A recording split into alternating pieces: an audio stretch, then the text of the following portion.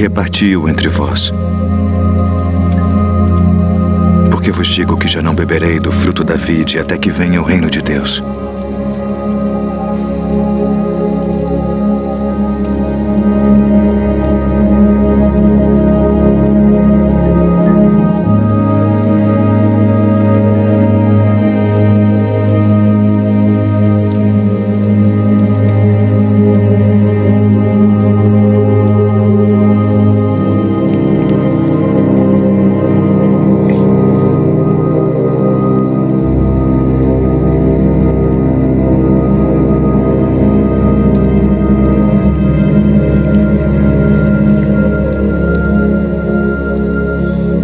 Fazes, faze-o depressa.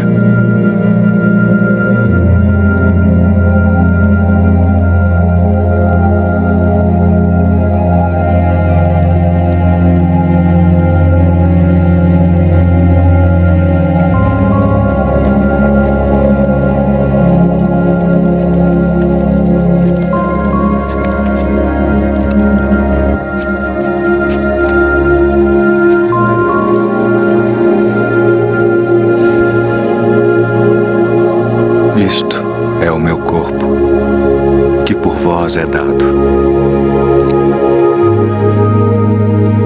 Fazei isto em memória de mim.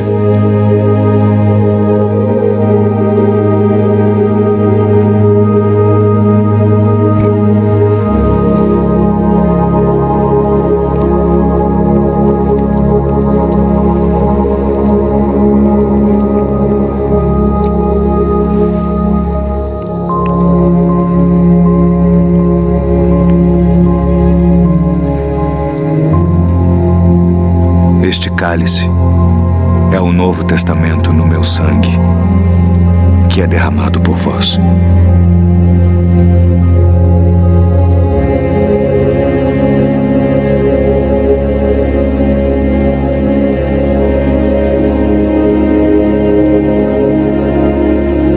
Filhinhos, ainda por um pouco estou convosco. Um novo mandamento vos dou: que vos ameis uns aos outros como eu vos amei a vós, que também vós uns aos outros vos ameis. Nisto todos conhecerão que sois meus discípulos, se vos amardes uns aos outros.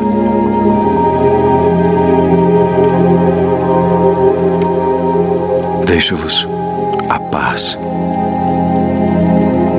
A minha paz vos dou. Não vou-la dou como o mundo a dá. Não se turbe o vosso coração, nem se atemorize.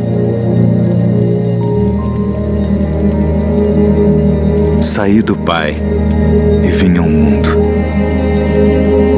Outra vez deixo o mundo e vou para o Pai. Eis que chega a hora. E é agora que vós sereis dispersos, cada um para a sua parte, e me deixareis só. Mas não estou só, porque o Pai está comigo.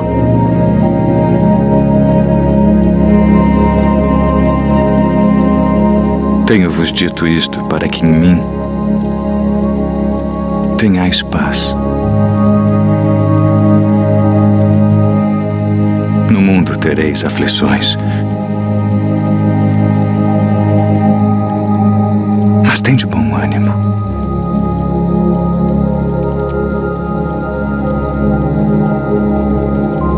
Eu venci o mundo.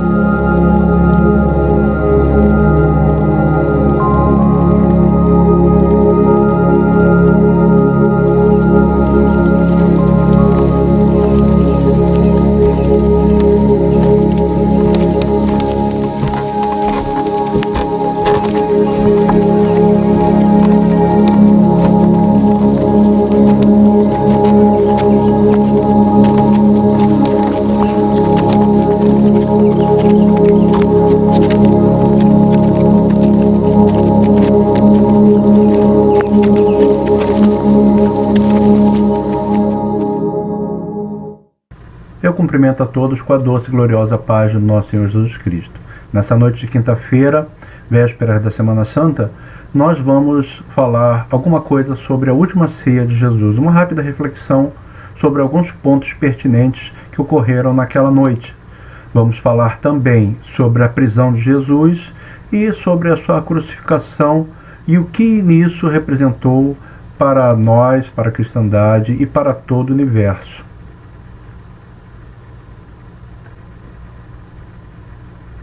A leitura de João capítulo 13, versículo 33 a 35 nos diz assim: Filhinhos, ainda por um pouco estou convosco. Vós me buscareis, e como disse aos judeus, para onde vou não podeis vós ir. Assim vou-lo digo eu também agora. Um novo mandamento vos dou, que vos ameis uns aos outros, como eu vos amei a vós, que também vós uns aos outros vos ameis. Nisto todos conhecereis que sois meus discípulos, se vos amardes uns aos outros.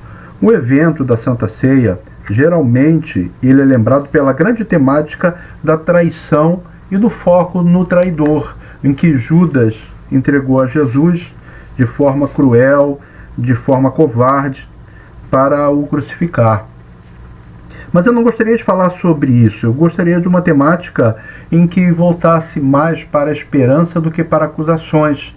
E nós vemos nessa passagem, e na dos outros evangelhos também, que mesmo diante da situação em que Jesus colocou que havia um dos 12 que o trairia, um dos 12 que estavam ali na Santa Ceia com ele, comendo do pão e bebendo do cálice juntamente com ele, um iria trair. E quando ele anunciou isso, houve uma grande expectativa entre os apóstolos. Mas nós vemos em Marcos capítulo 14, versículo 18 e 19, que diz: E quando estavam assentados a comer, disse Jesus: Em verdade vos digo, que um de vós que comigo come, há de trair-me.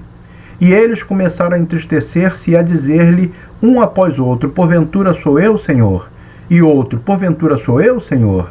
Então você vê que, mesmo diante da afirmação de Jesus que um dos 12 iria trair, eles não ficaram acusando um ao outro ou querendo saber quem era que iria trair Jesus, mas cada um querendo saber se não seria ele próprio o traidor, se ele não resistiria às tentações, se ele entregaria o Salvador da humanidade para ser morto. Você vê que não houve acusação, antes houve introspecção. Cada um começou a buscar em si mesmo a resposta para aquele problema, para aquela situação. Quem seria o traidor? Quem iria entregar Jesus? Quem é que não resistiria até o fim e sucumbiria a todas as pressões, a todos os pesos, a todas as acusações, a todas as tribulações que acometem a nossa vida? E em João, voltando para João capítulo 13, versículo 33, ele diz: Filhinhos, ainda por um pouco estou convosco, vós me buscareis. E como disse aos judeus, para onde vou não podeis vós ir. Assim vou-lo digo eu também agora. Fica uma dúvida, mas para onde Jesus vai que nós não podemos ir? Será que nós não vamos estar com Jesus? É claro que sim. Contudo, não naquele momento. Havia ainda de cumprir a obra que Jesus veio para realizar. A consumação da obra que Jesus teria que fazer ainda não estava concluída. O nosso acesso à presença de Deus ainda não estava assegurado. O véu ainda separava a humanidade da presença de Deus. Isso precisava ser rompido, isso precisava ser quebrado. A comunhão de Deus com o homem precisava ser restabelecida. E ainda não havia acontecido, porque o preço pelo pecado, que é a morte, ainda não havia sido pago. Jesus, o Cordeiro Pascal, ainda não havia sido imolado. Então nós ainda estávamos separados. Ele iria para o Pai, mas nós ainda não tínhamos acesso à presença de Deus. Mas ele sabia que um dia isso iria acontecer. Foi para isso que ele veio, para restabelecer essa situação que havia se quebrado com o pecado de Adão e nos afastado nós, a humanidade, da presença de Deus. Ele iria na frente nos preparar lugar para que nós depois fôssemos junto com ele estar na presença de Deus. Outra coisa que eu gostaria de frisar nessa primeira parte da Santa Ceia é esse ponto final, em João capítulo 13, versículo 34 e 35, que diz: "O novo mandamento vos dou, que vos ameis uns aos outros, como eu vos amei a vós, que também vós uns aos outros vos ameis. Nisto todos conhecereis que sois meus discípulos, se vos amardes uns aos outros." Veja que ele deixou não uma orientação, mas uma ordenança, um mandamento, que nós nos amemos uns aos outros, e mais, como ele nos amou. Como foi que Jesus nos amou? Nos amou de forma incondicional, nos amou não olhando as nossas falhas, os nossos pecados, que muitas vezes nós fazemos, olhamos as falhas e os pecados dos nossos irmãos. E isso é o amor que Jesus pediu que nós praticássemos? Ele disse que se nós nos amássemos uns aos outros como ele nos amou, isso seria o nosso distintivo. Por isso nós seríamos reconhecidos como verdadeiros cristãos e como membros do corpo de Cristo. Esse é o distintivo do verdadeiro cristão, quando nós nos amamos uns aos outros. O amor é o vínculo da perfeição, e isso nos distingue de todas as outras pessoas. Passando agora para a outra parte, a parte da prisão de Jesus após a ceia, eu escolhi esse texto de João, capítulo 18, versículo de 4 a 9, que diz assim: "Sabendo, pois, Jesus todas as coisas que sobre ele haviam de vir, adiantou-se e disse-lhes: A quem buscais? Responderam-lhe: A Jesus, o Nazareno. Disse-lhe Jesus: Sou eu. E Judas, que o traía, estava também com eles. Quando, pois, lhes disse: Sou eu, recuaram e caíram por terra. Tornou-lhes, pois, a perguntar: A quem buscais?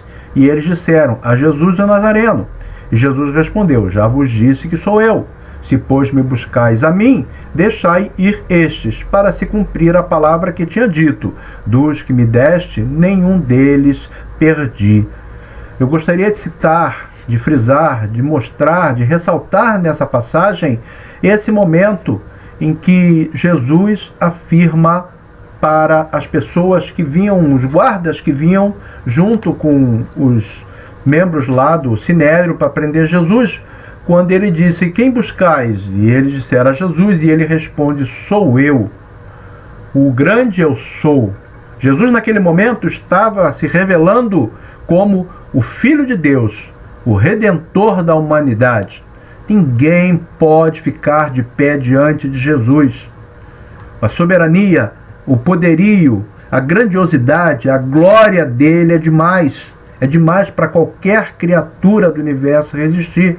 Aqueles que vieram com tochas, com porretes, com armas para prender Jesus, e em grande quantidade, não puderam ficar de pé só com a expressão dele se pronunciar como eu sou. Isso é demais para o ser humano. Aqui tem uma coisa muito importante que nós precisamos ressaltar: o poder da palavra de Deus. Muitas das vezes nós cremos em Deus, ou todas as vezes nós cremos em Deus, mas será que cremos realmente na sua palavra? Quando Deus fala, quando Deus promete, quando Deus profetiza, vai se cumprir. Deus, pelo poder da sua palavra, fez todo o universo do nada. E tudo o que ele falar vai se cumprir. Eu me ressinto muito quando algumas pessoas colocam em dúvida a questão do arrebatamento, como se existe ainda a possibilidade de ele não acontecer, ou será que vai demorar muito, ou quando será que vai acontecer. O arrebatamento é uma realidade. Jesus disse, Jesus prometeu, Deus já havia demonstrado que ele livraria o seu povo, que tiraria daqui da terra, que arrebataria a sua igreja para estar com ele nas bodas do Cordeiro, para ser apresentada a Deus santa, ataviada, pura e imaculada diante de Deus, porque foi lavada pelo sangue de Jesus. Então, quando se levanta alguma questão de dúvida com relação ao arrebatamento, ou qualquer outra coisa que Deus já havia falado ou prometido, você está fazendo Deus de mentiroso. Como você pode dizer que crer em Deus e não crer plenamente na sua palavra? É um paradoxo isso. Porque se você não crê fielmente, totalmente na palavra de Deus, você está chamando ele de mentiroso. Ora, Deus não pode mentir. porque Ele é Deus. E aí fica a dúvida, como você pode dizer que crê em Deus e não crê na sua palavra? Então nós temos que ter muito cuidado. E esse cuidado que nós temos que ter não é no falar, mas no sentir. O que se passa em nosso coração? Qual é a dúvida que paira em nosso coração? O que está sendo semeado no nosso coração? Há motivo de ter dúvidas com relação às promessas e às profecias de Deus? Deus não falhou em nenhuma delas e não falhará jamais em nenhuma. Então, nós temos que ter muito cuidado quando o nosso coração começa a fomentar dúvidas. Na dúvida não procede a fé. Nós temos que ter muito cuidado com a dúvida. Existe muita questão com relação à dúvida de quando será o arrebatamento. Ninguém sabe quando será o arrebatamento. Ninguém sabe realmente quando será o arrebatamento. Jesus mesmo falou que não era para ninguém saber, mas baseado em Oséias capítulo 3, versículo 7, que Deus diz que certamente o Senhor Jeová não fará coisa alguma sem ter revelado o seu segredo aos seus servos, os profetas. Ele não deu a data em que iria acontecer o arrebatamento, mas ele deixou sinais bem claros. Jesus deixou esses sinais muito claros nas suas pregações, em que época isso iria acontecer, ou melhor dizendo, que geração iria presenciar a volta do Filho do Homem. E pelos sinais, pelas coisas que estão acontecendo no mundo, à nossa volta desde 1980, tudo o que tem acontecido, não resta dúvida de que esta geração é a geração que presenciará a volta do Filho do Homem, a volta ao arrebatamento da igreja. De qualquer forma, ainda que não seja nessa geração, não é isso o que a Bíblia ensina. O que a Bíblia ensina é que nós devemos viver cada dia como se aquele dia fosse o dia da volta de Jesus. Nós temos que estar esperando Jesus voltar hoje, nessa geração, nessa época, nesse momento. Não ficar especulando ou criando dúvidas quando seria esse momento. Como eu falei antes, na dúvida não procede a fé. A dúvida só faz caducar a palavra de Deus e fazê-lo mentiroso. E nós temos que ter muito cuidado, como eu disse, não no que nós falamos, mas no que nós sentimos, no que nós cremos. E eu te digo, creia que Jesus vai voltar hoje e viva dessa forma, como se você terá que prestar conta para Jesus hoje de tudo que tu fez na tua vida, de todos os compromissos que você assumiu com Ele. A terceira e última coisa que eu gostaria de falar com vocês nessa noite está em Mateus capítulo 27, versículos 50 a 54, que diz: E Jesus, clamando outra vez com grande voz, entregou o Espírito. E eis que o véu do templo se rasgou de dois, de alto a baixo, e tremeu a terra, e fenderam-se as rochas, e abriram-se os sepulcros, e muitos corpos de santos que dormiam foram ressuscitados. E saindo dos sepulcros depois da ressurreição dele, entraram na cidade santa e apareceram a muitos. E o centurião e os que com ele guardavam a Jesus, vendo o terremoto e as coisas que haviam sucedido, tiveram um grande temor e disseram: verdadeiramente, este era o Filho de Deus. Quando naquela cruz Jesus morreu, o universo entrou em colapso. O Filho de Deus foi morto por mão de homens. Ele se deixou ser morto para cumprir a redenção da humanidade. É algo assim impensável, é algo que ninguém esperaria que isso fosse acontecer. Nem Satanás não esperava que o Filho de Deus viesse aqui na Terra, e muito menos que iria morrer no lugar do homem, morrer para salvar a humanidade. Isso gerou uma comoção no universo, porque nós temos que ver, como fala em Colossenses capítulo 1, versículos 16 e 17, porque nele foram criadas todas as coisas que há nos céus e na terra, visíveis e invisíveis, sejam tronos, sejam dominações, sejam principados, sejam potestades. Tudo foi criado por ele e para ele. E ele é antes de todas as coisas, e todas as coisas subsistem por ele. Então, com a morte de Jesus, o universo se contraiu, se contorceu, porque aquele que criou e que sustenta o universo foi morto por mão de pecadores, num tronco cruento de uma cruz, para a redenção de toda a humanidade. Isso é algo impensável, é algo grande demais para o universo poder persistir em aceitar. E nós, muitas vezes, não fazemos caso disso. Nós fazemos a morte de Jesus como sendo um mero fato. Não é um fato. É toda a história da humanidade resumida num único momento. Desde Adão até Jesus, resumida naquele sangue que foi vertido naquela cruz.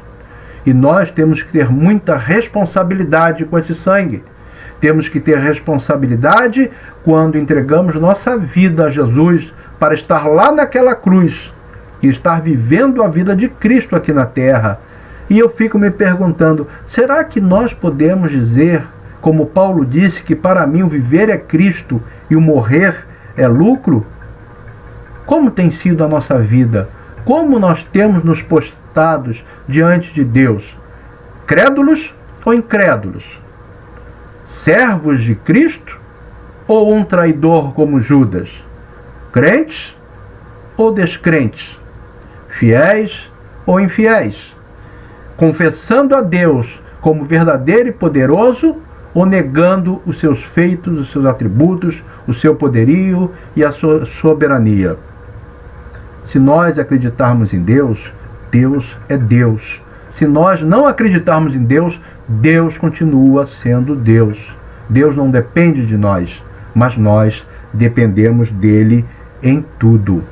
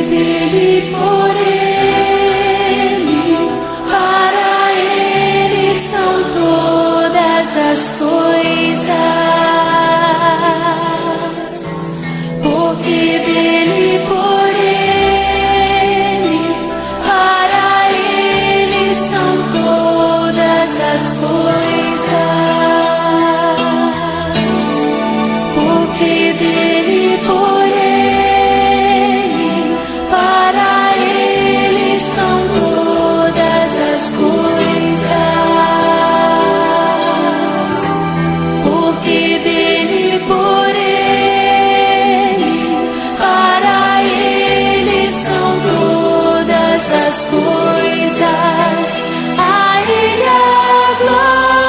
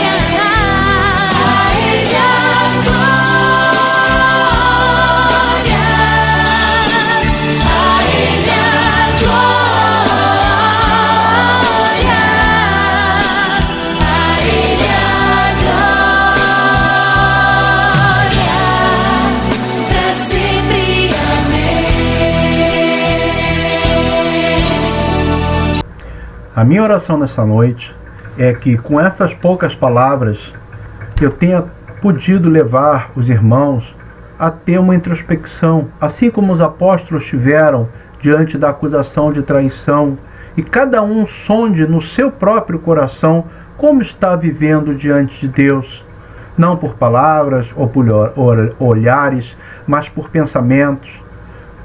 Como você está vivendo? Em que você está crendo? Como você está crendo? Como está a tua vida de santidade diante de Deus? Estou muito preocupado com o arrebatamento da igreja, e isso não é mistério para ninguém.